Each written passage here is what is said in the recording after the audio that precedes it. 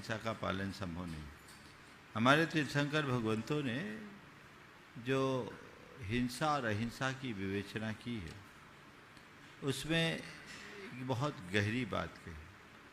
सबसे पहले ये बात हमें जानना चाहिए कि हिंसा और अहिंसा का संबंध जीवों के बधा-बध तक सीमित नहीं है कि जीवों का वध करना हिंसा है और वध न करना अहिंसा है। ये बड़ा स्थूल अर्थ है। जीव मरे या न मरे, अगर हमारे भाव हो गए हैं तो हम हिंसा के भागी हैं, और यदि हमारे भाव नहीं हैं तो कदाचित मर भी जाए तो हमारी कोई हिंसा नहीं। ये जैन धर्म की सबसे बड़ी विशेषता है, और इसे ही अहिंसा का व्यवहारिक स्तर पर पालन हो, इस भाव को ध्यान में रखते हुए हिंसा को 4 श्रेणी में विभाजित किया गया।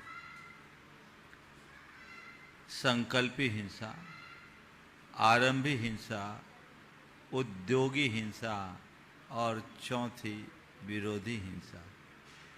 संकल्पी हिंसा यानी इरादतन किसी भी प्राणी का घात करना, संकल्प पूर्वक अपने स्वार्थ, मनोरंजन, स्वाद लिप्सा, धार्मिक उन्माद या अन्य किसी भाव से हम अगर इरादतन किसी जीव का घात करते हैं तो वह संकल्पी हिंसा है जो सर्वथा त्याज्य है। दूसरे क्रम में है आरंभी हिंसा।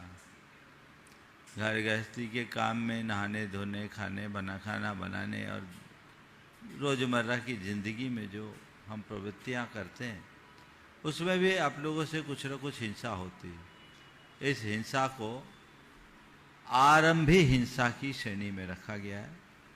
यह आपके लिए पूरी तरह इनसे मुक्त होना असंभव है, पर इसके लिए कहा गया यथा संभव यत्नाचार करो, अर्थात सावधानी रखो। इसमें सावधानी रख कर के काम करो जितना बन सके। तीसरा है औद्योगिक हिंसा। अपने व्यापार, धंधा, उद्योग, खेती बाड़ी, इनमें जो हिंसा होती जीविका के निमित्त, उस उद्योग के निमित्त होने वाली हिंसा को औद्योगिक हिंसा कहते हैं, जो किसी न किसी रूप में होती गृहस्थ के लिए क्षम्य है।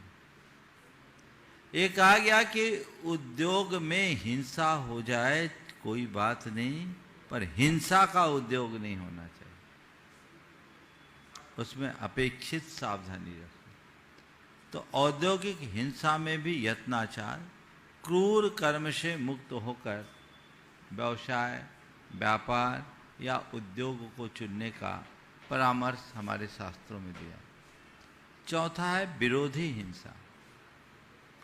अपने परिवार, अपने समाज, अपने देश, अपने धर्म, अपनी संस्कृति के अस्तित्व और अस्मिता पर यदि कोई संकट आए तो उसके प्रतिवाद के लिए यदि हिंसा करते हैं तो वह विरोधी हिंसा की श्रेणी में आता है।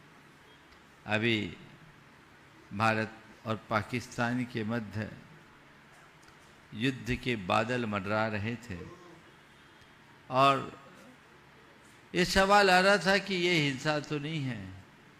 मैंने कहा था ये विरोधी हिंसा है। आक्रामक हिंसक होता है, रक्षा के लिए अस्त्र उठाने वाला हिंसक नहीं होता, क्योंकि वो हिंसा करता नहीं, करना पड़ता। आतताई आक्रमणकारी को सबक सिखाना हिंसा नहीं, ये गृहस्थ का धर्म है जो भारत निभा रहा था। और मुझे इस मंच पे आने के थोड़े ही देर पहले बहुत शुभ सूचना मिली कि भारत ने कूटनीतिक स्तर पर भी बहुत बड़ी विजय प्राप्त कर ली है और भारत के शर्तों पर दोनों पक्षों की सहमति बनी अमेरिका के माध्यस्थता से और युद्ध विराम घोषित हो गया। जो सूचना मुझे आते आते दी गई, जितनी देर में मैं मंदिर से आ रहा था, तो ये एक बहुत अच्छी बात है। हम तो रोज़ यही प्रार्थना कर रहे थे कि हे भगवान, ये युद्ध थमे, क्योंकि युद्ध में आज तक कभी कोई समाधान नहीं निकला। समझौते में ही समाधान है, जो हमें व्यापकता से अपनाना चाहिए। तो ये 4 प्रकार की हिंसा है। इनमें आम गृहस्थ को केवल और केवल संकल्पी हिंसा का त्याग कराया जाता है। एक हिंसा का त्याग हो जाए, बाकी में यत्नाचार करे।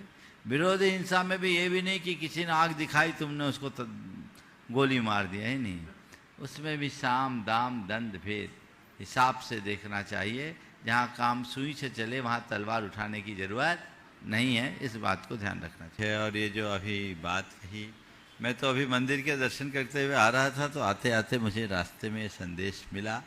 बेहद प्रसन्नता का विषय है। इसकी पूरी डिटेल जानकारी तो मुझे नहीं है, लेकिन निश्चित इस तरह से बहुत जल्दी युद्ध विराम होना पूरे विश्व के लिए एक बहुत बड़ी शुभ सूचना है। और मैं इसे भारत की कूटनीतिक विजय का एक बहुत बड़ा हिस्सा मानता हूं। और इसके लिए हमें पूरे के पूरे भारत सरकार की और उसके पूरे तंत्र की जी भर करके सराहना करनी चाहिए कि इतने बड़े समस्या का इतनी जल्दी इतना अच्छा समाधान निकाल लिया।